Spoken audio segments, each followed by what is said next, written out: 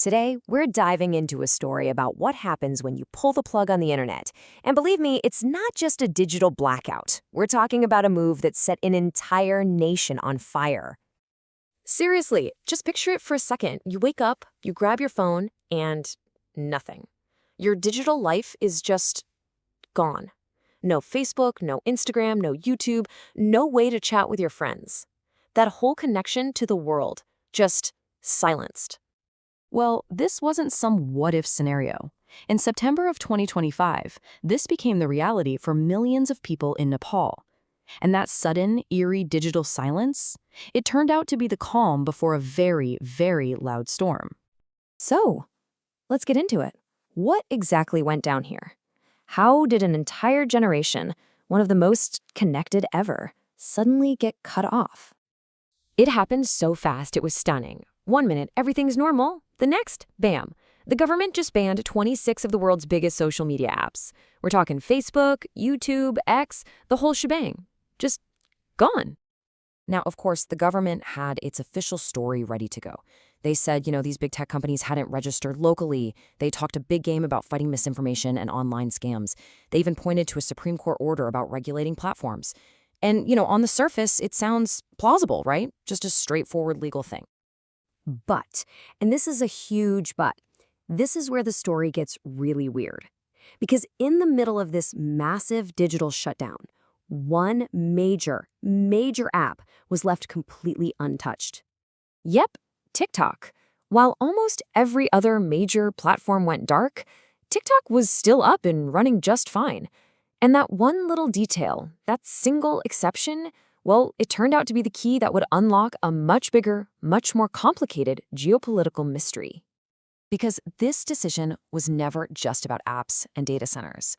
The impact was real, it was human, and it didn't stay online for long. It spilled right out onto the streets and fast. You really have to get this to understand why things blew up. For young people in Nepal, social media isn't just for posting fun videos. It's their business, it's their classroom, it's their public square, their voice. It's literally part of their identity. So when the government took that away, it wasn't just an inconvenience. For many, it felt like their future was being stolen. And that frustration it detonated.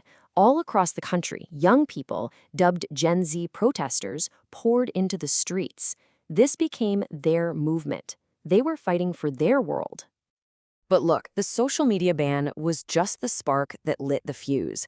The anger was already there, simmering right below the surface. People were fed up with corruption, with a lack of jobs, with a system that felt like it only rewarded political insiders, a feeling they captured perfectly with the viral hashtag #NepoKid. And this is where the story turns incredibly dark. The government's response to these protests was brutal. In the clashes that followed, at least 19 people were killed. And it didn't stop there. Hundreds more were injured as security forces used batons, tear gas, even live rounds.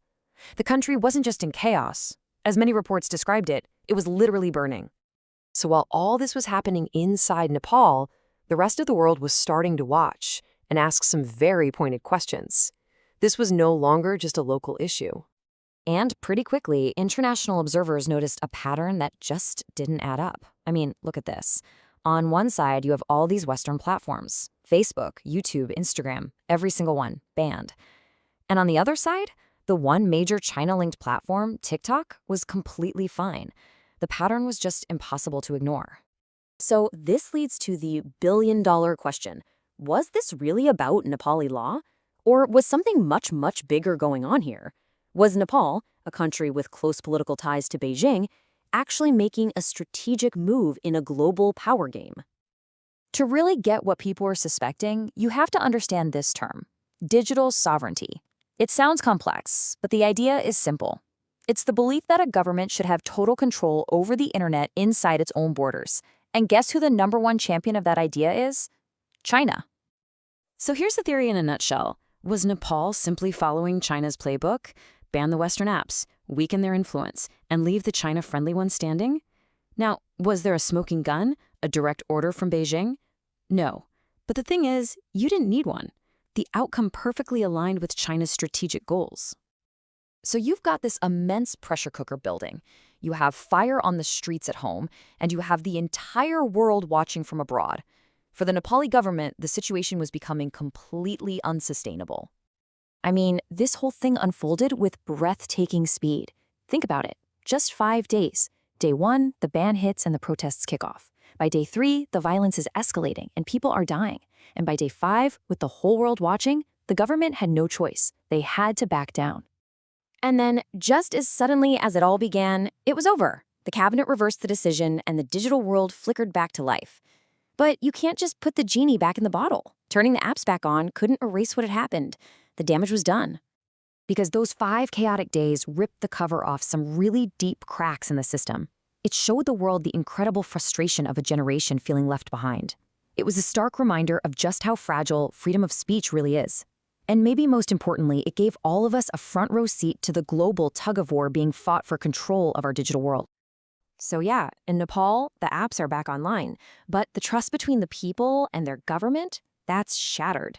And it leaves every single one of us with a really big and frankly kind of scary question to think about.